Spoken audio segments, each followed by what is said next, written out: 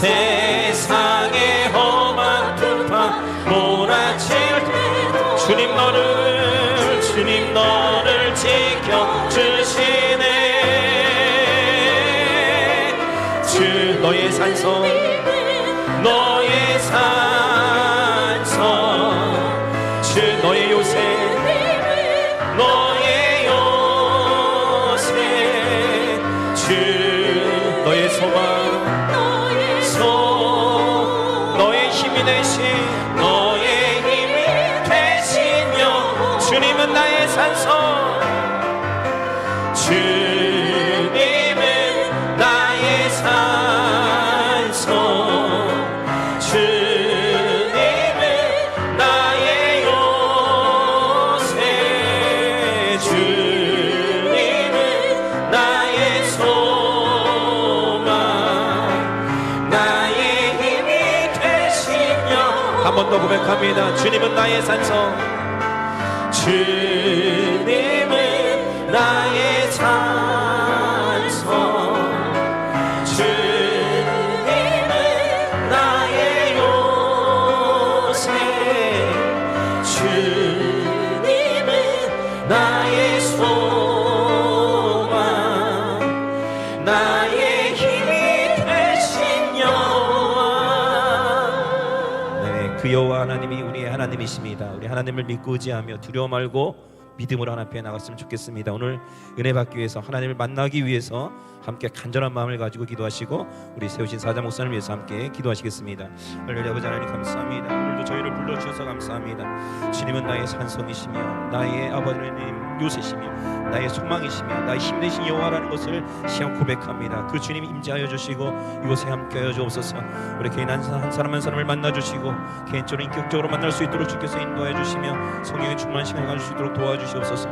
오늘 단위 세우시는 모습 가운데 붙잡아 주시고 성령으로 함께해 주시며 선포하시는 말씀이 능력 있는 말씀이 되게 하여 주시고 하나님의 말씀에 따라 순종하며 하나님을 사랑할 수 있는 우리 모두 성도될 수 있도록 하나님 인도하여 주시옵소서.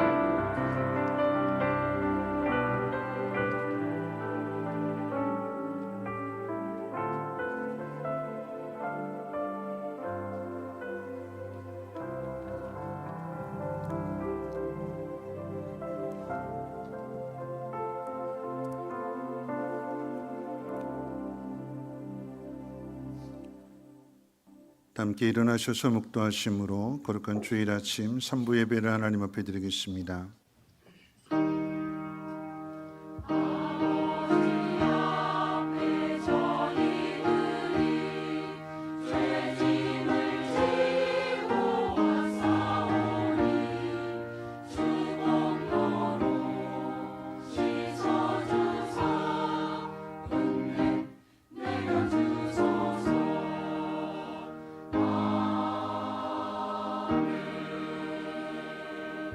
그들이 그들의 고통 때문에 여호와께 부르짖음에 그가 그들의 고통에서 그들을 구원하시되 그가 그의 말씀을 보내어 그들을 고치시고 위험한 지경에서 건지시는도다.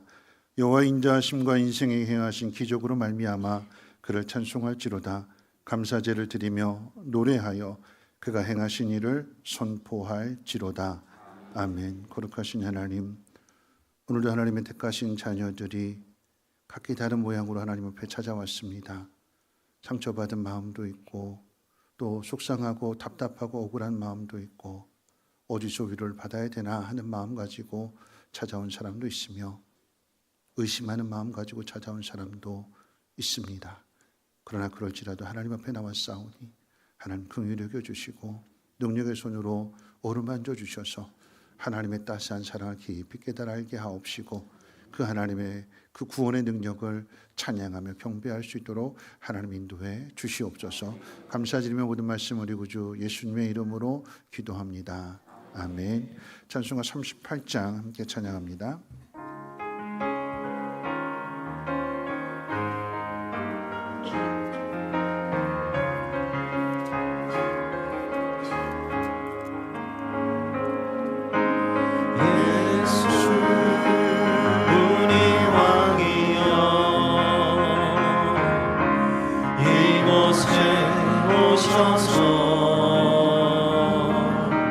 우리가 함께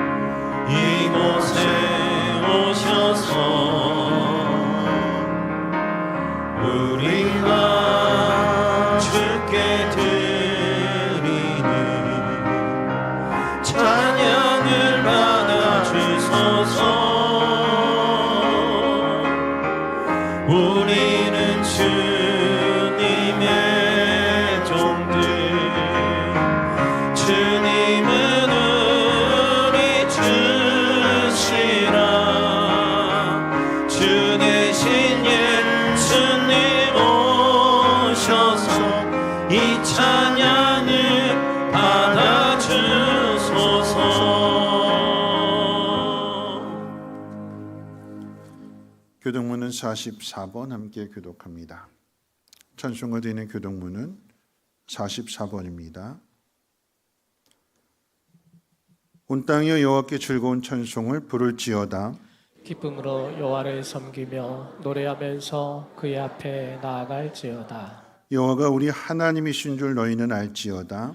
그는 우리를 지으시니요 우리는 그의 것이니 그의 백성이요 그의 기르시는 양이로다. 감사함으로 그의 문에 들어가며 찬송함으로 그의 궁정에 들어가서 그에게 감사하며 그의 이름을 송축할지어다. 여호와는 선하시니 그의 인자하심이 영원하고 그의 성실하심이 대대에 이르리로다. 아멘. 사도신경으로 우리 신앙을 고백합니다.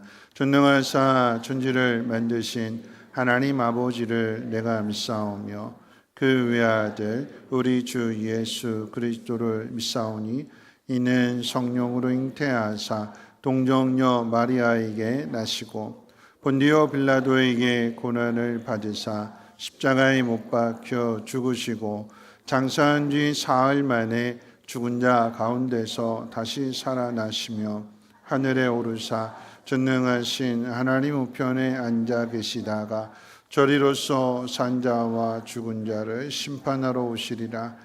성령을 믿사오며 거룩한 공예와 성도가 서로 교통하는 곳과 죄를 사하여 주시는 곳과 몸이 다시 사는 곳과 영원히 사는 것을 믿사옵나이다. 아멘. 함께 앉으셔서 찬송가 293장 통일찬송가로는 414장 찬송 후에 장송욱 장로님 기도해 주시겠습니다.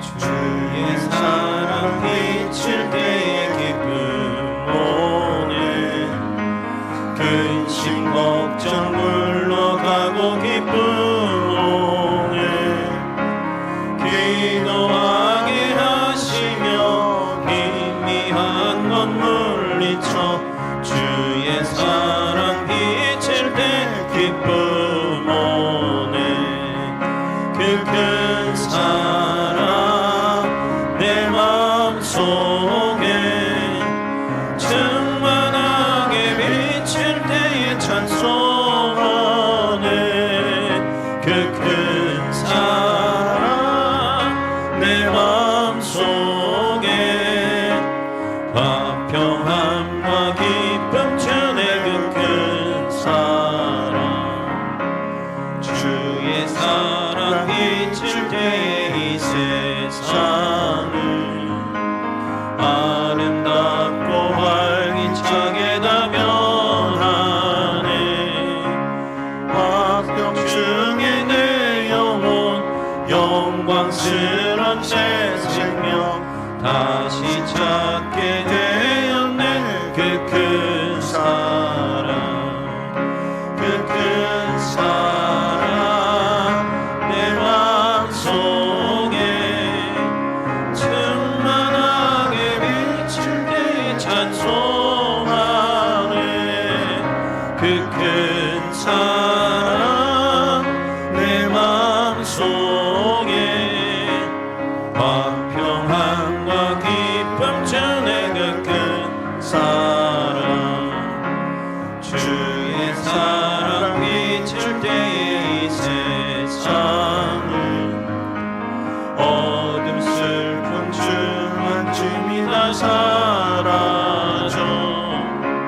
우리들의 가는 길 밝히 비춰주시며 복을 받게 하시네 그 큰 사랑 그 큰 사랑 내 마음속에 충만하게 비칠 때에 찬송하네 그 큰 사랑 내 마음속에 화평함과 기쁨 주네 그 큰 사랑 주의 사랑 비칠 때의 그 광채가 찬란하게 우리 둘러 비치겠네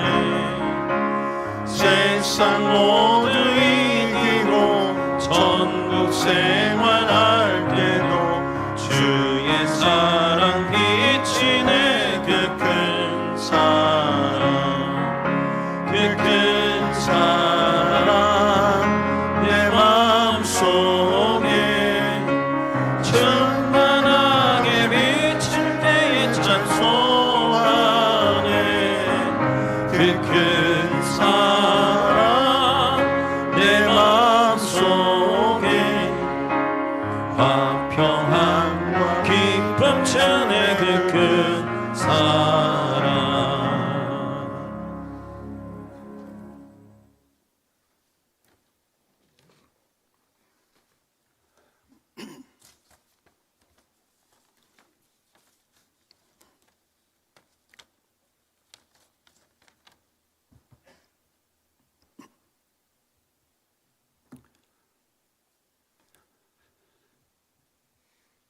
장세전에 저희를 택하사 그 기쁘신 뜻대로 자녀 삼으시고 죄로 가득한 세상 속에서 우리를 향하신 하나님의 은혜와 사랑이 크기에 생명을 지키시고 영원한 생명을 주신 신실하신 하나님을 찬양하며 경배합니다. 지나고 보니 너무도 빠른 세월 속에 벌써 11월이 되었습니다. 한 해를 되새기며 한 해를 정산해야 할 이때 우리의 삶 속에서 가정에서 보호하시고 인도하신 긍휼이 풍성하신 하나님, 각자의 형편과 모든 상황들이 한치 앞을 볼 수 없는 현실 앞에 마음과 생각을 다스리시고 하나님 품 안에 살게 하시니 감사합니다. 이 세상과 이 세상에 있는 것들을 사랑하지 말라. 누구든지 세상을 사랑하면 아버지 사랑이 그 안에 있지 아니한다고 말씀하신 것처럼 분주하게 달려왔던 지난 시간들, 세상은 점점 혼돈에 빠져 선악간의 구별이 어렵게 하며 사랑이 식어져가고 메마르며 저희들이 눈이 멀어 진리를 바라보거나 갈망하지 않는 이 시대에 살고 있고, 하나님을 경외하기보다는 자기를 사랑하며 경건의 모양만 있고 선한 것도 좋아하지 아니하고 세상 것으로 취해버린 저희들의 연약함을 이처럼 사랑하사 십자가의 보혈로 사하시고 저희들의 영을 새롭게 하여 주시옵소서. 신실하신 예배를 드릴 때 하나님 이름만을 높이며 찬양하고 하나님을 만나는 이 시간이 가장 귀한 일이며 세상의 무엇과도 바꿀 수 없는 행복한 시간 되게 하옵소서. 예수님을 주로 고백하고 믿음과 신앙 위에 세워진 성민교회 음부의 건세가 이기지 못하게 하시옵소서. 세상이 아무리 요란하다 하더라도 만세 반석이신 예수를 그리스도로 고백하는 아름다운 공동체가 되게 하시옵소서. 생명을 살리며 복음을 듣지 못한 자들을 기억하며 사랑하고 섬기며 존중하며 돌아보는 은혜가 넘치는 건강한 교회 되게 하시옵소서. 모든 교회 행사에 주님 함께하며 받은 은혜를 감사하고 나눔으로 풍성한 기쁨이 배가 되는 시간 되게 하옵소서. 수능을 준비하는 수험생들 떨리고 초조한 마음, 준비하는 시간이 고되고 애롭고 누구도 대신할 수 없기에 쉼없이 달려온 하루하루가 몸과 마음이 나약해지지 않도록 건강도 지켜주시고 모든 것을 하나님께 맡기고 하나님께 주신 은사와 달란트 잘 감당하게 하셔서 은혜의 순간을 경험하게 하옵소서. 민족의 분단 아픔을 하나님 보시고 이 난국을 하나님 도와주시옵소서. 이정자들에게 정치, 경제 모든 영역에서 나라 국민을 위해 일할 수 있도록 지혜와 분별력을 주시옵소서. 목사님 연육간에 강건하게 하시고 성령 충만함을 허락하여 주셔서 준비된 귀한 말씀을 전하실 때 아직도 마음속 깊은 곳에 묶여있는 것들 다 풀어지게 하옵소서. 질병도 무거운 짐도 연려와 근심도 사라지고 마음 문이 활짝 열리고 정말 말씀이 새겨지게 하시옵소서.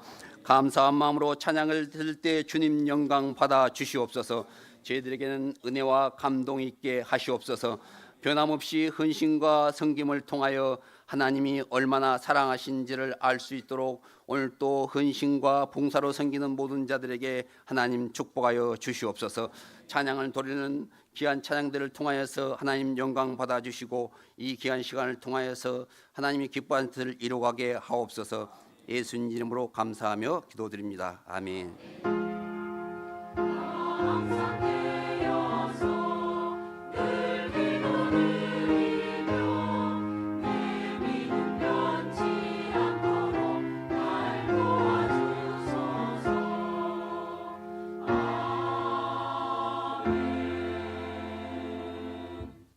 교회 소식은 주보를 점거해 주시고 오늘 저녁 예배는 다음 주일 저녁 예배는 바울선교 헌신 예배로 드려지게 됩니다. 준비 기도회가 화요일, 목요일 희예실에서 8시에 있고 또 금요일에는 금요 기도회로 함께 모여서 기도를 합니다. 바울 홀리데이 헌신 예배를 준비하며 또 한 해를 마무리하는 시간으로서의 바울 선교회가 그런 기도회를 가려고 합니다. 여러분 바울 선교 회원님들은 함께 참여해 주셔서 기도로 잘 준비해 주시기를 바라겠고요. 덧붙여서 말씀드리는 것은 이제 바울 선교회가 섬기는 교회 가운데 할렐루야 교회가 있습니다. 인천에 있는 교회인데 그 교회가 오늘 이제 이전 감사 예배를 드리게 되었다고 저에게 순서를 부탁해서 저는 저녁 예배 때 그곳에 가서 예배를 드리는 관계로 오늘 저녁 예배는 박유 목사님이 설교하시게 됩니다. 위에서도 많은 기도 또 할렐루야 교회를 위해서도 많은 기도를 부탁드리겠습니다. 11월 감사의 달 맞이하면서 땡큐 페스티벌 많은 관심 가져주시고 하나님 주신 은혜를 고백하고 표현하게 될 때 하나님은 더 많은 은혜를 주실 줄로 믿습니다.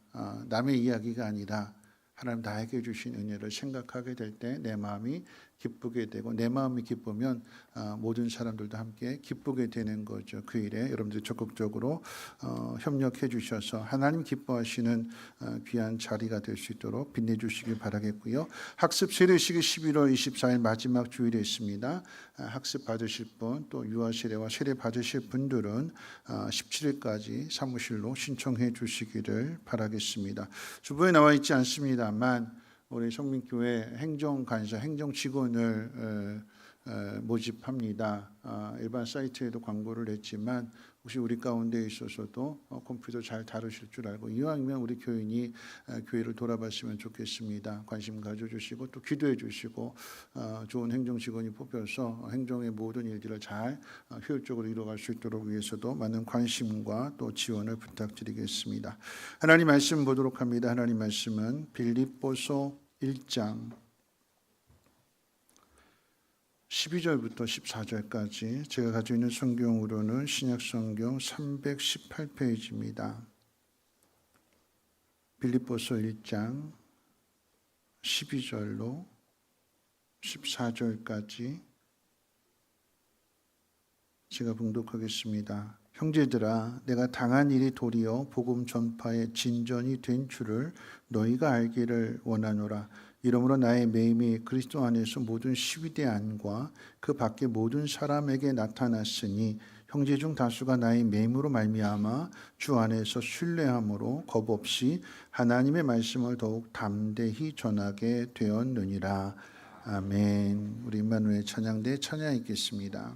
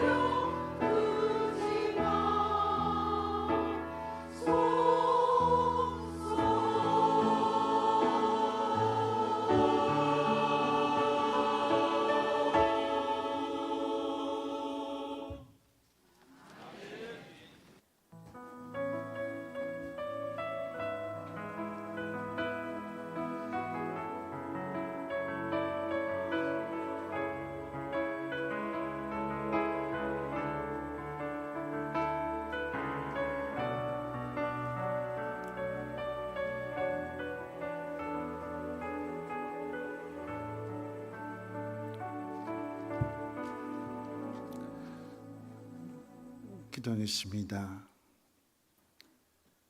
하나님 우리의 항해의 나침반이 되어주시고 등불이 되어주십니다. 우리가 때로는 우리 고집으로의 생각으로 우리 마음대로 가고자 할지라도 그 속에서 어려움을 당하게 될 때에 하나님 그 방향의 길을 붙들어 주시고 옳은 길로 선한 길로 생명의 길로 복된 길로 인도해 주시는 분이 하나님이심을 믿고 예배하며 그 하나님 앞에 귀한 예물을 올려드립니다. 주님, 인생의 방향을 놓친 자들, 하나님을 알지 못하는 자들에게 이 예물을 통하여 저들의 인생의 방향을 찾게 하시고 하나님 만나게 하시며 하나님께로 돌아올 수 있도록 하나님 은혜 가운데 함께 해 주옵소서. 드린 손길에 하나님 복의 복을 도와해 주시고 지경을 넓혀 주시며 저의 마음에 소원하는 일들 꼭 응답해 주시고 하늘 복으로 채워 주시옵소서. 오늘 말씀을 듣고자 합니다. 하나님, 살아있는 하나님 말씀으로 들려지게 하시고 생명의 말씀이 되어서 힘을 얻고 담대히 나갈 수 있도록 주께서 은혜 가운데 말씀의 복으로 함께해 주옵소서. 감사드리며 모든 말씀 예수님의 이름으로 기도합니다. 아멘. 네, 한 주일 동안도 편안하게 잘 지내셨는지요? 네, 우리 옆에 분하고 인사 나누실 때 이렇게 인사하겠습니다. 하나님 당신을 사랑하십니다. 당신과 함께 하십니다. 하고 인사하겠습니다. 네, 우리 찬양대 찬양의 고백처럼 또 한번 이렇게 인사해 볼까요? 하나님께서 당신의 항해의 그 길을 붙잡아 주실 것입니다. 하고 인사해 보겠습니다.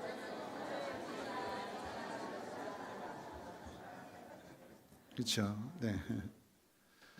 11월은 이제 한 해 모든 수확을 거두는 달입니다. 시작한 일에 마무리를 하는 달이기도 하지요.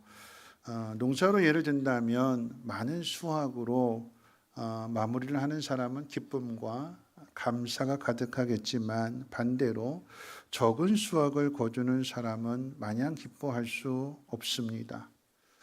또 이런 경우도 있지요. 농사는 풍년인데 우리 집 배추 농사가 참 잘 됐어요. 그런데 옆집도 잘 됐어요. 그럼 배추값이 어떻게 될까요? 값이 떨어지죠. 그렇죠? 모두가 다 풍년이 되면 참 좋은 일인데 그런데 배추값이 또 묵값이 또 마늘값이 뚝 떨어지게 되면 그 수확을 해야 되는데 오히려 인건비가 더 들어가게 됨으로 인하여서 수확하는 것을 포기하는 경우도 종종 보게 됩니다. 그 농사가 대출을 받아서 지은 농사라고 하면 그 절망감은 이루 말할 수 없을 것입니다. 단지 농사만의 일은 아니지요. 대박을 꿈꾸고 성공을 꿈꾸면서 대출을 받아서 식당을 시작한 사람이 있습니다. 아무나 식당 할 수 있는 거 아니지요. 음식 잘하는 사람이 식당을 합니다. 식당 하시는 분들에게 왜 식당을 하게 되었느냐고 물어보면 이렇게 대답해요. 대박난 집에 가서 맛집이라고 소문난 집에 가서 먹어보니까 어떻대요? 별거 아니더라라고 하는 얘기. 나도 이 정도는 할 수 있을 거다 생각해서 그래서 대출을 받고 식당을 시작합니다. 새벽부터 나가서 열심히 음식을 준비합니다. 그런데 손님이 없어요. 왜 없을까요? 맛이 있는데 손님이 없어요. 왜 없을까요? 경기가 워낙 안 좋아서 경제가 어려우니까 사람들이 지갑을 닫아버렸어요. 외식하면 외식 비용이 너무나 많이 들게 되니까 그냥 집에서 밥 먹자. 있는 것 가지고 먹자. 간편하게 먹자. 그러면서 지갑을 닫아버리니까 아무리 좋은 재능을 가지고 있어도 음식을 맛있게 해도 소용없는 것이고 또 재료비가 또 한없이 올라가게 되니까 이건 감당할 수가 없게 되는 거죠. 여러분 그래서 코로나 때뿐만 아니라 종로에는 100년이 넘은 식당도 맛집으로 소문난 식당도 경기가 너무나 어렵게 되니까 문을 닫더라라고 하는 것을 우리가 듣게 됩니다. 그런 곳을 향하여서 우리 감사의 달을 맞이하면서 그럼에도 불구하고 다니엘의 세 친구처럼 그리 아니하실지라도 나 하나님 믿습니다. 감사하라고 이야기할 수 있을까요? 우리 권사님 아멘 하셨는데 옷이 어떻게 내야 되나, 대출 이자 어떻게 갚아야 되나 걱정하시는 분들에게 그럼에도 불구하고 감사하십시오라고 이야기할 수 있을까요? 말은 쉽게 할 수 있는데 그렇게 말한다고 해서 정말 그렇게 그럼에도 불구하고 감사할 수 있는가? 이런 것들은 우리가 한 번쯤 생각해 봐야 되는 거죠. 여러분, 그렇다고 해서 우리가 현실의 그 답답함 가운데 낙담해 있으라라고 하는 것은 아닙니다. 추수감사주의를 두 주 앞에 두고 우리가 바라는 대로 일이 이루어지지 않았을 때 믿음의 사람은 어떻게 해야 할지 함께 생각해 보려고 합니다. 오늘 말씀을 통해서 감사의 뜻, 감사의 어원이 될 수 있는 부분을 한번 생각해 보고요. 그리고 감사의 실제 사례를 한번 생각해 보려고 합니다. 먼저 이제 감사의 어원인데요. 첫 번째로 히브리어를 한번 생각해 보면 이 감사하다라고 하는 말은 야다라고 하는 단어에서 파생이 됩니다. 야다의 원래 뜻은 하나님을 알다, 하나님을 경험하다. 여기서 파생이 되어서 하나님을 경험한 사람, 하나님을 깊이 알게 된 사람이 어떻게 해요? 감사하게 되는 거죠. 그런 의미에서 이 야다에 갖는 뜻은 뭐냐면, 감사하다라고 하는 말의 뜻은 뭐냐면 고백하고 문제를 내던지다라고 하는 뜻을 가지고 있습니다. 하나님이 이 일을 주관하시는구나. 여기에 하나님의 뜻이 있겠구나. 이것을 생각만 하는 것이 아니라 그 생각을 바깥으로 어떻게 해요? 표현하는 거예요. 그걸 내던진다라고 그랬어요. 문제를 향해서 나를 힘들게 하고 나를 어렵게 하고 나를 괴롭게 하고 나를 답답하게 하는 그 문제를 향해서 어떻게 해요? 감사를 던지는 거예요. 던지는. 그럼 히브리어로는 던진다라고 하는, 문제를 향해서 던진다라고 하는 뜻을 가지고 있어요. 속으로 하는 것이 아니라 겉으로 어떻게 해요? 표현해내래요. 감사를 드러내래요. 감사의 행동을 사람들 앞에 보여주라라고 하는 것입니다. 자, 두 번째로는 영어의 의미입니다. 여러분, 감사는 영어로 땡크이죠. 땡크. 잘 아세요. 땡크. 지난주에 염려에 대한 영어 단어가 worry라고 그랬잖아요. 이 영어 worry가 어디서 파생이 됐느냐? 물어뜯는다 해서 파생됐다고 했어요. 우리 영어는 물어뜯는 거. 걱정은 우리의 염려를 물어뜯습니다. 여러분, 감사는 땡크라고 했는데 이 땡크는 어디서 파생이 되느냐? 띵크에서 파생이 되는 거예요. 띵크. 띵크가 무슨 뜻일까요? 생각.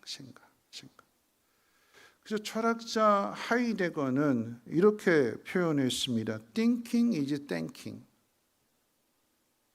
생각하는 것이 감사하는 것이다. Thinking is thanking. 생각하는 것이 감사하는 것이다. 다시 말하면 여러분, 감사는 우리의 생각 속에서 찾아내는 것이고 그 생각을 말로 표현하는 것입니다. 하이데거의 말을 인용해서 표현한다면 나는 감사할 게 하나도 없다 라고 말하는 사람은, 난 감사할 게 하나도 없어 이렇게 말하는 사람은 뒤집어서 말하면 이런 이야기야. 난 생각 없이 사는 사람이야 이렇게 얘기하는 거랑 똑같은 거예요. 여러분, 감사는요, 환경이 바뀌어지게 되고 개선되어지게 되고 열매를 맺게 되고 좋은 결과를 얻게 돼서 감사하는 것이 아니라 내게 주어진 상황들 속에서 하나님을 생각하면서 그 속에서 어떻게 해요? 찾아내는 거예요. 생각 속에서 찾아내는 거예요. 다시 말하면 여러분, 감사하며 살라라고 하는 것은 생각하면서 살라라고 하는 이야기예요. 이 일의 결과가 어떻게 될 것인가? 이 일을 통해서 나는 어떻게 반응해야 될 것인가? 이런 부분들을 어떻게 해요? 자꾸 생각하면 생각할수록 그 속에서 답이 찾아지게 되고 길이 보여지게 되고 실마리를 풀어갈 수 있는 그 열쇠를 얻게 되는 것입니다. 생각이 상황을 바꿀 수 있다는 것입니다. 자, 세 번째로는 한자입니다. 한자. 여러분, 감사를 한자로 풀어보게 되면 이 감이라고 하는 글자는 다할함 밑에 마음심으로 이루어져 있습니다. 마음을 다해서 이루는 것.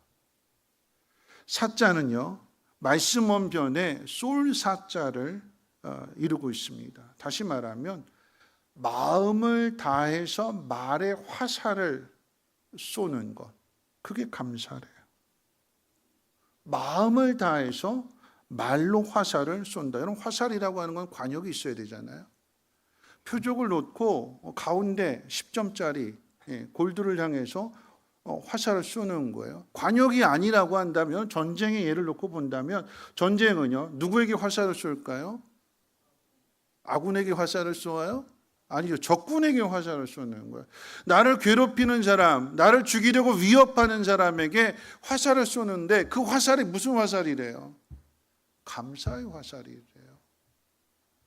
사단이 나를 넘어뜨리려고 하고, 사단이 나를 무너뜨리려고 하고, 사단이 나를 망하게 하려고 할 때에 이 사단의 괴계를 물리치는 화살이 뭐냐? 무기가 뭐냐? 뭐래요? 감사래요. 내 문제를 향해서, 내가 힘들고 괴로워하는 그곳을 향해서 어떻게 해요? 감사의 화살을 쏘래요. 그러면 우리가 말한 대로, 하나님 앞에서 고백하고 행동하는 대로 이루어지게 될 줄로 믿습니다. 자, 감사의 어원에 대해서 짧게 히브리어, 영어, 또 한자로 이렇게 생각해 봤는데, 자, 이 두 번째 이제 감사의 실제 사례를 한번 생각해 봅니다. 그 사례의 주인공은 오늘 본문의 말씀을 기록한 사도 바울입니다. 오늘 본문인 빌립보서의 말씀은 빌립보에 있는 교회를 향해 쓴 바울의 편지입니다. 그런데 바울은 이 편지를 로마 감옥에 썼습니다. 바울이 로마 감옥에 갇힌 이유는 범죄를 저질러서가 아닙니다. 오히려 그 반대입니다. 흉년으로 인해서 고통을 당하는 예루살렘 교회에 마게도냐에서 거친 구제 헌금을 전해주러 갔는데 유대인들이 바울을 죽이려고 위협합니다. 돌을 던지고요, 매를 때리고요, 거의 죽게 되었어요. 누군가 말리지 않으면, 그대로 놔두면 죽을 목숨입니다. 그때 로마 군대 천부장이 바울을 일단 살려내고 봐요. 야, 왜 그래? 무슨 일이야? 야, 일단 멈춰봐 하고는 일단 유대인들의 그 폭동을 제지합니다. 그리고 바울을 죽음의 자리에서 건져내요. 바울이 조금 기력을 찾은 뒤에 자기한테 말할 기회를 달라고 이야기하더니 마치 그 순교의 자리에서 마지막으로 설교를 했던 스데반 집사처럼 예수의 복음을 전해요. 너희들이 십자가에 못 박아 죽인 예수는 하나님의 아들이다. 그랬더니 듣고 있던 유대인들이 더 난리를 치는 거죠. 더 죽이겠다고 아우성을 쳐요. 그 옆에서 지켜보고 있던 이 천부장이 처음에는 바울의 생명을 건져내는데 이 바울로 인해서 유대 사회가 점차 혼란스럽게 될 것을 생각하게 되니까 이놈이 문제구나 하고는 바울을 감옥에 가두고 매를 때리는 거예요. 살려줄 때는 언제고 또 때리는 거예요. 그때 이제 바울이 자기 로마 시민권을 이야기하죠. 나는 로마 시민권자인데 어떻게 나한테 재판도 안 하고 시시비비도 안 물어보고 무조건 저 사람들의 말만 듣고 나를 이렇게 때리느냐. 그러면서 로마 황제에게 상소하게 될 때에 그래서 로마로 압송되는 것이고 그래서 로마의 감옥에 수감된 것입니다. 하나님의 일을 안 해서 받은 벌로서의 수감이 아니라 오히려 하나님의 일을 열심히 했는데 고난을 당하고 감옥에 갇혔습니다.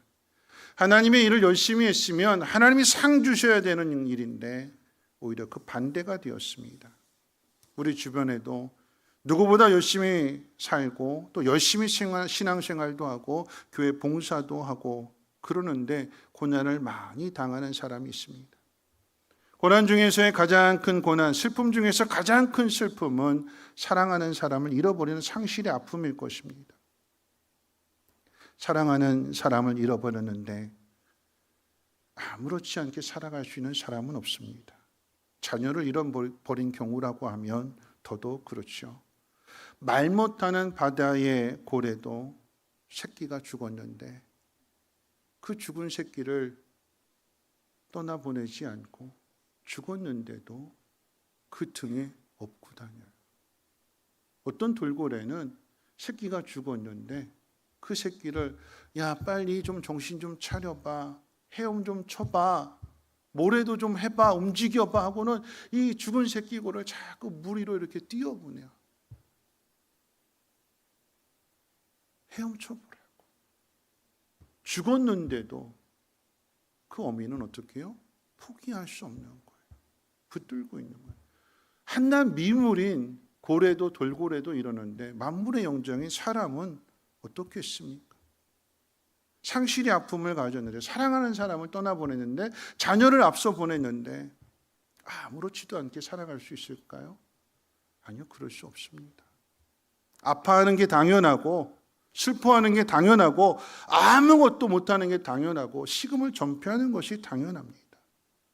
몇 년 전에 제럴드 시처가 쓴 하나님 앞에서 울다라고 하는 책을 소개했었습니다.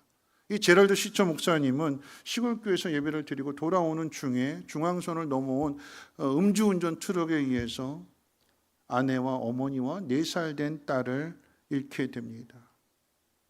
목사니까, 신학교 교수니까 아무렇지 않게 슬픔을 극복한 것이 아니라 오히려 더 슬퍼했고 더 큰 상실감에 빠졌습니다. 제럴드 시처는 이 하나님 앞에서 울다라고 하는 책을 통해서 어떻게 하면 이 슬픔을 극복할 수 있는가 방법에 대해서 이야기하지 않습니다. 자기가 당한 일을 통해서 그 상실의 아픔을 있는 그대로 묘사해요. 나 아프다. 나 속상하고 답답하고 억울하고 하나님 앞에 분하다. 하나님이 정말 계시는지 의심스럽기도 하다. 자기가 갖는 그 감정을 그냥 그대로 표현. 목사니까 성도들 앞에서 나 아무렇지도 않습니다. 천국에 갔으니까 기뻐하고 감사하고 찬양해야 됩니다. 그러지 않았어요. 있는 그대로 자신의 모습 그대로 보여줍니다. 아파하고 괴로워하고 무기력하고 아무것도 할 수 없는 그런 시간들을 계속해서 가지면서 방황의 시간이 되는 거잖아요. 그 방황의 시간을 갔던 중에 갑자기 어느 순간에 이제 잃어버린 것만 생각했는데 그 앞에 놓여진 현실에 눈을 뜨게 됩니다. 그 놓여진 현실이라고 하는 것은 4살 된 딸은 하늘 날아갔지만 거기에 남은 자녀가 3이나 더 있거든요. 이 3 아이들을 보는 순간에 깨닫게 됩니다. 아내의 빈자리, 아이들에게 있어서는 엄마의 그 빈자리를 통해서 이 제럴드 시처가 내가 이 아이들에게, 내 자녀들에게, 남은 아이들에게 엄마 몫까지 해줘야 되겠구나. 엄마의 일은 엄마가 했었는데, 그 아내가 했었는데 이 아이들에게 엄마가 없으니까 내가 엄마 같은 아빠가 되어 주어야겠구나. 그렇게 깨달으면서 제럴드 시처 목사님 뭐라고 얘기했냐면 이걸 하나님의 부르심으로 표현을 했어요. 하나님이 나를 엄마 같은 아빠가 되라고 하시는구나. 이 제럴드 시처 목사님이 그 책 가운데 있어서 제일 가슴에 와닿게 된 그 표현이 뭐냐면 하나님의 부재라고 표현했어요. 하나님의 부재. 그러니까 자신이 당한 일은 하나님이 부재하셨다. 하나님이 안 계셨다라고 하는 얘기. 내가 목사 일을 하고 있으니까 하나님 내 가정을 지켜주셔야 되는데 하나님 내 가정을 안 지켜주셨다. 하나님이 안 계신 것과 다름이 없다. 그런데 이 제럴드 시처 목사님 뭐라고 했냐면 하나님의 부재를 경험하면서 나는 하나님의 임재를 경험했습니다. 이렇게 고백해요. 역설적으로. 그럼 어떻게 그 말이 될까요? 나는 하나님의 부재를 경험했는데 하나님 나를 버린 것 같았고 하나님 나에게 형벌을 준 것 같았고 하나님 안 계신 것처럼 그런 상황이었는데 나는 그 속에서 하나님의 임재를 경험했습니다. 이건 무슨 말이냐면 고통에 절규했어요. 하나님 앞에 울분도 토로했습니다. 어떻게 그럴 수 있냐고, 왜 나한테 그러냐고 막 따졌어요.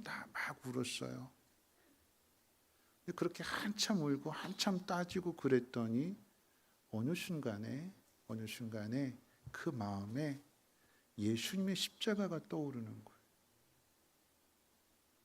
어느 순간 다 울고 난 뒤에, 다 울분을 토로하고 난 뒤에, 하나님 앞에 분노하고 원망하고 불만을 다 토로하고 난 뒤에 예수님의 십자가가 딱 떠오르면서 하나님이 그 아들을 이렇게 이루신 거구나. 내가 이 일을 경험하기에 앞서서 하나님이 죄인들을 향해서 자기 아들을 내어주시는, 아들이 십자가에 못 박혀 죽으시는 그 고통스러운 모습을 하나님이 하늘에서 그걸 다 지켜보셨구나. 하나님의 마음이 이런 마음이었구나라고 하는 것을 깨닫게 되니까 이 하나님의 임재하심이 느껴지게 되는 거예요. 그러면서 이 속에 있던 울분과 분노와 이 상한 감정을 다 쏟아냈더니 그때 비로소 하나님의 은혜가 채워지게 되는 거고 사랑이 채워지게 되는 거고, 그러면서 자신이 해야 할 일들이 찾아지더라라고 하는 거죠. 그러면서 이 안에서도 감사의 싹이 나더라라고 하는 것입니다. 오늘 본문의 바울은 감옥에 있습니다. 그런데 바울은 자신이 감옥에 갇힌 일이 도리어 복음 전파의 진전이 되었다라고 이야기합니다. 다시 말하면, 쉽게 말하면 화를 당했는데 그 화 당한 일이 오히려 복이 되었다라고 하는 고백입니다. 세상적으로 보면 불행한 일이고 창피한 일인데 어떻게 복이 될 수 있을까요? 감옥에 갇힌 일은 자유를 속박당한 일인데 어떻게 복음의 진전이 될 수 있을까요? 짧게 세 가지를 한번 생각해 봅니다. 어떻게 이 화가 복이 될 수 있는지, 어떻게 감옥에 갇힌 일이 복음의 진전이 될 수 있었는지, 그 세 가지 이유를 한번 생각해 본다면, 첫 번째는 고난을 통해서 자신을 보게 됩니다. 내 믿음의 실체를 보게 된다라고 하는 이야기예요. 어려운 일을 만나면 사람은 가장 먼저 자기 힘으로 할 수 있는 방법들을 다 동원합니다. 그러다가 안 되면 그때 비로소 주위의 도움을 요청하는 거죠. 나 좀 도와달라고. 그런데 그 주위의 도움으로도 해결이 안 될 때면 마지막에 가서 누구한테 도움을 요청할까요? 그때 가서 하나님 찾는 거예요. 그때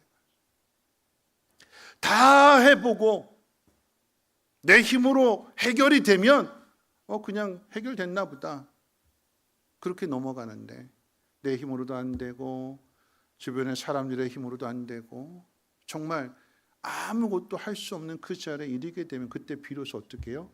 하나님 찾는 거죠. 그때 비로소 하나님을 찾아요. 여러분, 이 순서를 바꾼다면, 어려움 당할 때, 힘든 일을 당했을 때 처음부터 하나님을 찾는 사람이라고 한다면, 그럼 그 사람 믿음 좋은 사람이라고 이야기할 수 있을 거예요. 그런데 우리는 그렇지 않아요. 목사인 저도 마찬가지예요. 힘든 일 만나면, 답답하고 속상한 일 만나면 괴로워하고 낙심하고 믿음으로 이겨내는 것이 아니라 할 수 있는 방법들 다 동원하게 되고, 그러다 안 되면 그때 가서 하나님 앞에 엎드리지요. 여러분, 기억해야 되는 것은 우리를 세상이 풀무불에 던져놓겠다고 위협하게 될 때에 이 다니엘의 세 친구처럼 그리 아니하실지라도 나는 하나님 믿습니다, 그리 아니하실지라도 나는 풀무불에 들어가겠습니다, 그럴 분 있으신가요? 저는 그럴 수 있을까요? 저는요 다른 분들 이야기하면 시험 들까 봐 제 얘기하는 거예요. 저는요 다니엘의 세 친구 같은 믿음, 다니엘과 같은 믿음이 아니라 예수님 모른다고 세 번을 베드로 같은 사람이에요. 힘들면 뒤돌아섭니다. 힘들면 안 하겠다고 합니다. 어려운 일 당하게 될 때, 이해할 수 없는 일을 만나게 될 때에 하나님 도대체 나한테 왜 그러시냐고 하나님 앞에 묻고 따지는 거 잘하는 사람입니다. 그게 우리들의 모습이에요. 믿음 있는 줄 알았는데 평안하니까, 아무런 문제가 없으니까 믿음이 좋은 것처럼 보여줬을 뿐, 힘든 일 만나게 되니까, 어려운 일 만나게 되니까, 내 힘으로 풀 수 있는 그런 문제, 내 힘으로 풀 수 없는 문제를 만나게 되니까 믿음이 바닥나 버려요. 믿음의 실체가 드러납니다. 아, 아무것도 아니었구나. 알맹이 없는 껍데기를 붙들고 있었구나. 그게 우리들의 모습이래요. 고난을 당하고 슬픔을 당하면 하늘이 무너진 것처럼 낙심하는 우리의 실제 모습을 마주하게 됩니다. 그래서 우리를 보게 되는 거예요. 불같은 시험을 당했는데 그 시험을 통해서 아, 남은 것이 없고 다 태워졌구나 하는 것을 깨닫게 되는 것이 우리의 실체입니다. 그걸 보게 되는 게 첫 번째 복이고, 그게 복이 시작이 되는 거예요. 자, 두 번째는요, 고난을 통해서 이제 하나님의 사랑을 깨닫게 된다라고 하는 거죠. 믿음은요, 우리가 만들어내는 게 아니에요. 우리의 의지를 가지고 노력을 해서 믿음을 성장시켜가는 게 아니라, 우리는 다 베드로 같아요. 베드로.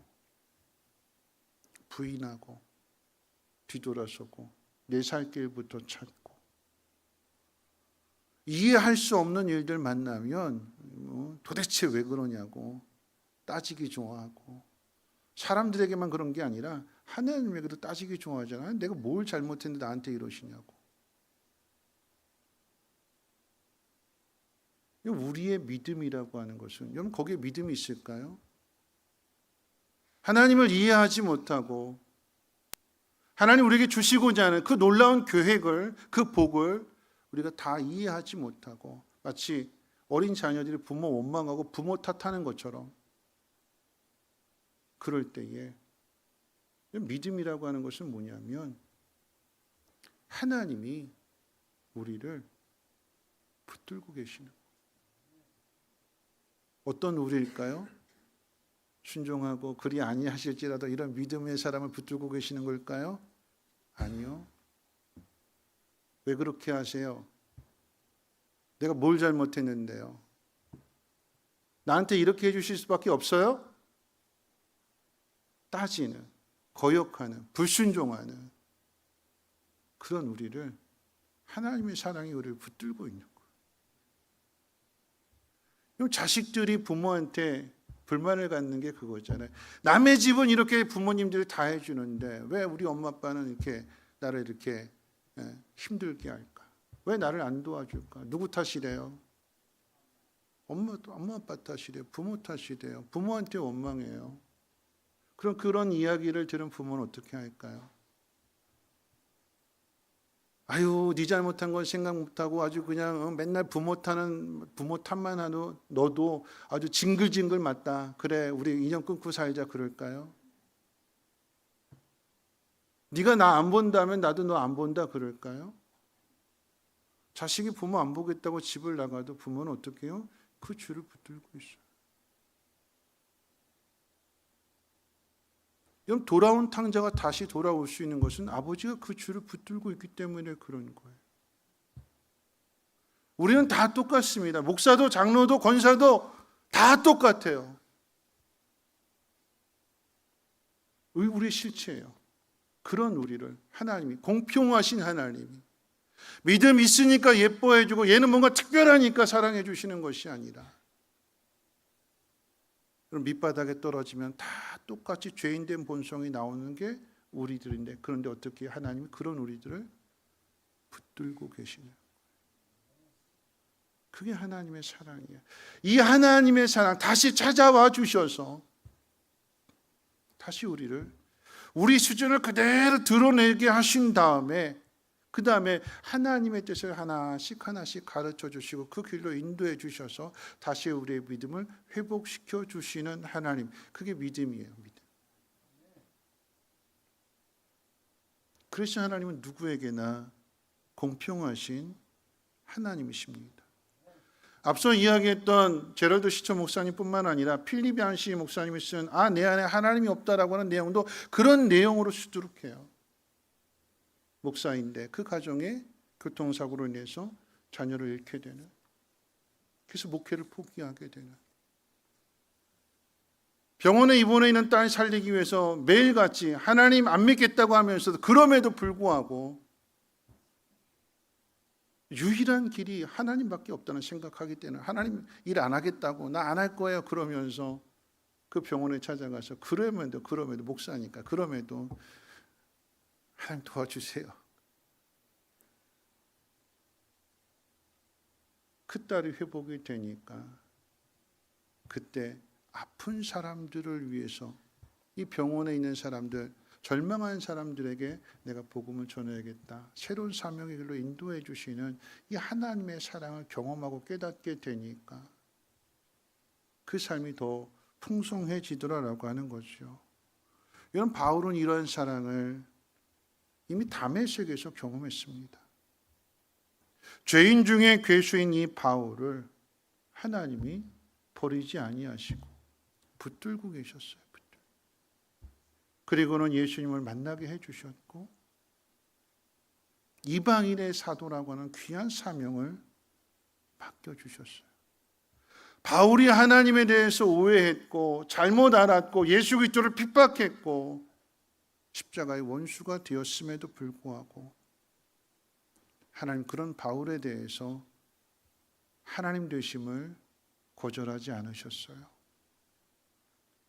그 바울을 불러주셨고 다시 거듭나게 해주셨고 이전과는 다른 삶을 살아가게 해주셨습니다. 하나님이 우리를 붙들고 계세요. 놔주지 않으세요. 마음껏 울라고 그러세요. 그런 의미에서 우리 교회가 그런 교회가 됐으면 좋겠어요. 누군가 상실의 아픔, 이해할 수 없는 고난을 당한 사람, 억울하고 답답한 일을 만난 사람이 있으면 교회 와서 울라고. 웬 맨날 교회만 오면 우냐고 타박하지 말고 마음껏 울라고 어깨를 내어줄 수 있는, 여기 기대서 울라고. 막 울고 있으면 겉옷이라도 이렇게 덮어줘서 좀 가려주고 마음껏 울라고. 속에 응어려진 것 가지고 있지 말고, 그 응어려진 것 가지고 있으면 병되니까. 응어려진 것 가지고 있으면 아무 도움이 안 되니까 어떻게 해요? 하나님 앞에 와서 욕을 하든 의심을 하든 분노를 하든 하나님 앞에 다 토로하라고. 우리 하나님 아버지는 다 들어주신다고. 그리고 기다려주신다고. 그 안을 깨끗하게 하신 다음에 그 더러운 거 다 쏟아내게 하신 다음에 그때부터 하나님 거기에다 복음의 빛을 비춰주시고 말씀의 빛을 비춰주시고 우리가 어떻게 해야 될까, 하나님의 뜻이 무엇인지를 하나씩 하나씩 가르쳐 주신대요. 그래서 복이 되는 거죠. 고난이 어떻게 복이 되는가, 세 번째 이유를 찾는다라고 하면 고난을 통해서 하나님의 일하심을 보게 되기 때문에 그러합니다. 바울은 자신을 걱정하는 빌립보 교회, 에베소 교회, 골로새 교회에 편지를 써서 보냈어요. 그리고 오늘 본문에서도 이렇게 가르쳐지고, 우리 본문 말씀 다시 한번 읽어볼까요? 12절부터 14절 말씀 우리 한 몫을 함께 읽어봅니다. 시작. 형제들아, 내가 당한 일이 도리어 복음 전파의 진전이 된 줄을 너희가 알기를 원하노라. 이러므로 나의 매임이 그리스도 안에서 모든 시위대 안과 그 밖의 모든 사람에게 나타났으니 형제 중 다수가 나의 매임으로 말미암아 주 안에서 신뢰함으로 겁없이 하나님 말씀을 더욱 담대히 전하게 되었느니라. 바울이 감옥에 갇혔더니 복음이 더 빛을 발하더라라고 하는 거죠. 바울이 감옥에 갇히게 되었을 때에 하나님 왜 나를 감옥에 가두십니까? 내가 감옥에 갇혀 있으면, 복음을 전해야 될 내가 감옥에 갇혀 있으면 하나님 손해가 되는 거 아닐까요? 하나님 나 좀 꺼내주세요. 그렇게 기도하지 않았어요. 바울은요, 내가 감옥에 갇히게 된 이 일을 통해서 하나님이 일하신다 그랬어요. 바울이 나가서 이 자유의 몸을 가지고 방방곡곡에 다니면서 복음을 전하는 것보다도 하나님이 이 일을 통해서 복음을 더 빨리, 더 빠르게, 더 멀리 전하게 하실 것이다. 어떻게 해요? 그랬더니 하나님이 믿음의 동역자들을 자꾸 바울에게로 보내주시는 거예요. 에바브로디도 오고 디도도 오고 디모데도 오고 마가도 오고 그들이 오게 됐더니 위로해 주려고 왔는데, 도와주려고 왔는데, 섬기러 왔는데 바울이 난 괜찮다, 평안해하는 모습을 보여줘요. 그리고 오히려 그 감옥 안에서 에베소 교회 성도들을 걱정해주고 그들을 위해서 기도해주고 고린도 교회, 빌립보 교회, 갈라디아 교회 성도들을 걱정하고 기도하는 이 모습을 보게 되니까 이 위로해 주러 왔던 이 믿음의 동역자들이 여기서 큰 은혜를 받게 되고 도전을 받게 되고 어떻게 해요? 그래서 야, 우리도 그렇게 한번 살아보자. 우리도 바울과 같이 한번 사명 감당해 보자. 어려운 일을 당할지라도 무너지지 말고 한번 열심을 더 내보자. 그랬더니 복음이 전해지더래요. 믿음의 사람이 고난을 당하게 되면, 하나님 잘 믿는 사람이 고난을 당하면 여러분 이 소식은 너무나 빠르게 전해지죠. 그렇죠? 복받은 이야기보다도 고난 당하는 이야기가 뭐 누가 암에 걸렸대, 누가 망했대, 그런 소식들이 더 빠르게 퍼져요. 예수 믿는 사람들에게도 퍼지지만 예수 안 믿는 사람들에게 더 많이 퍼져요. 뭐라고 얘기할까요? 예수 믿는데 왜 그렇게 됐대? 하나님 믿는데, 하나님이 계신다고 하는데, 하나님은 뭐 죽은 자도 살리시는 하나님이라며, 근데 왜 그렇게 하신대? 안 믿는 사람들이 더 빨리 전해요. 더 빨리, 더 많이 전해요. 그럼 어떻게 될까요? 사람들이 관심을 갖고 보는 거예요. 어떻게 될까? 아유, 그러면서 보는 거잖아요.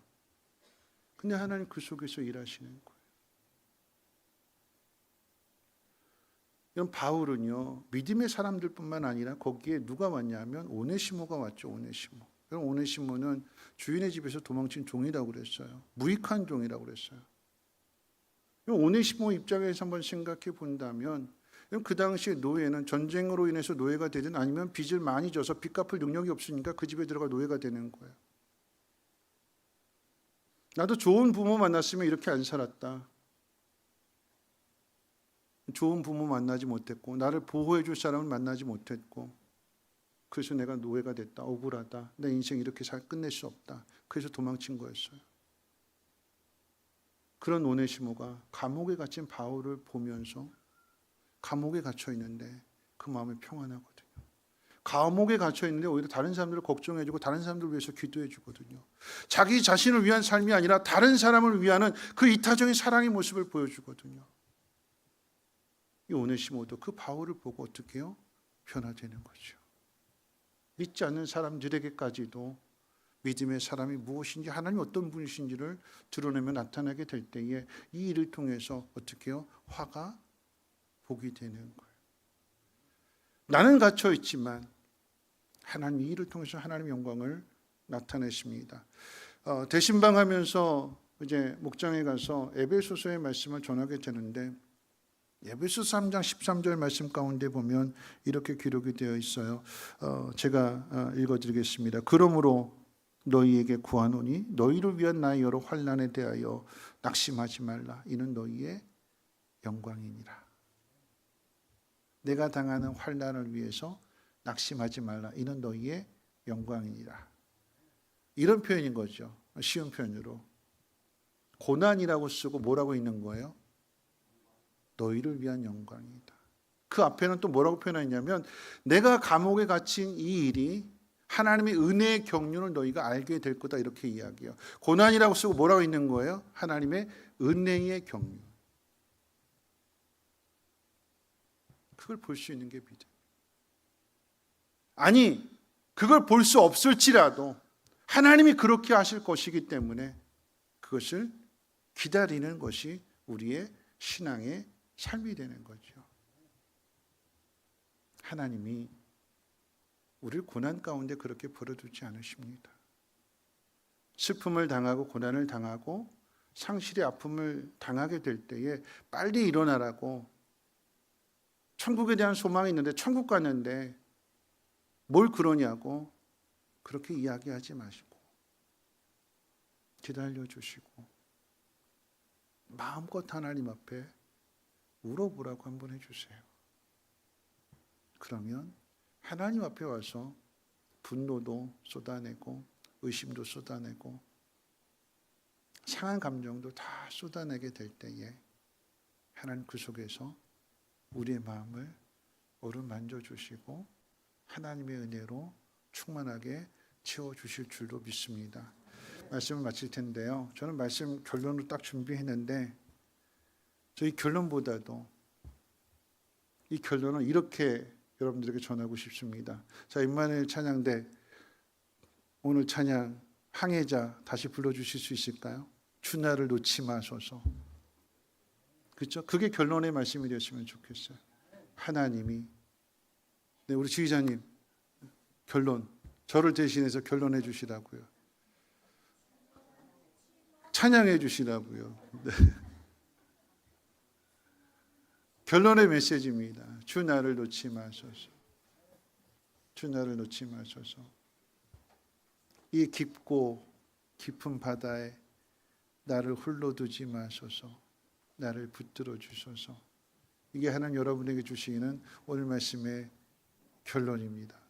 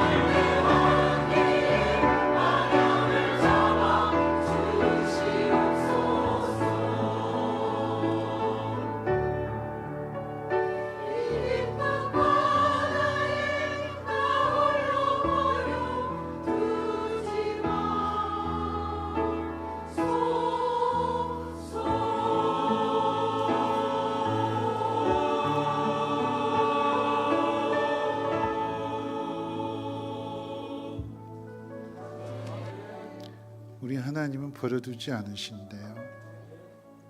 그 손을 놓지 않으신대요. 다 들어주시고 기다려주시고 모든 악한 말, 분노, 쓰디쓴 독과 같은 그런 모든 말들 하나님 다 들어주시고 그럼에도 붙들고 계신대요. 그 하나님을 믿는 믿음으로 다시 일어났으면 좋겠습니다. 그리고 기대했으면 좋겠습니다. 하나님 이것을 바꾸실 거다. 그러면 우리도 한번 일어나서 믿음으로 한번 결단하며 고백해 볼까요? 날마다 숨쉬는 순간마다 우리 함께 찬송하고 기도하고 축도로 마칩니다.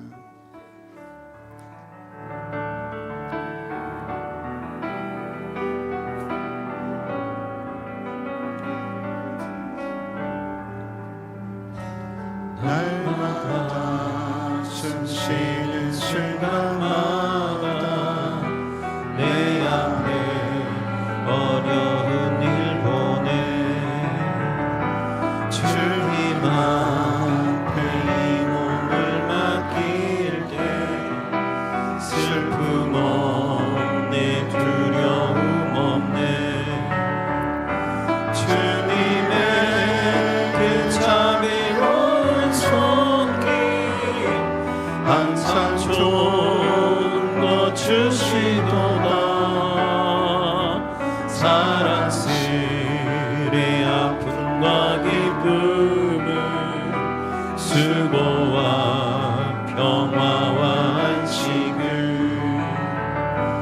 날마다 주님 내 곁에 계셔 자비로 날 감싸 주시네 주님 앞에 이 몸을 맡길 때 힘 주시네 위로함 주네 어린 나를 품에 안으시사 항상 평안함 주시도다 내가 살아 숨을 쉬는 동안 살피신다 약속하셨네 인생의 어려운 순간마다 주의 약속 생각해보네 내 맘속 믿음 잃지 않고 말씀 속에 위로를 얻네 주님의 도우심 바라보며 모든 어려움 이기도다 흘러가 순간순간마다 주님 약속 새겨봅니다. 우리 함께 기도하실 텐데요. 다윗을 한번 생각해 봤으면 좋겠습니다.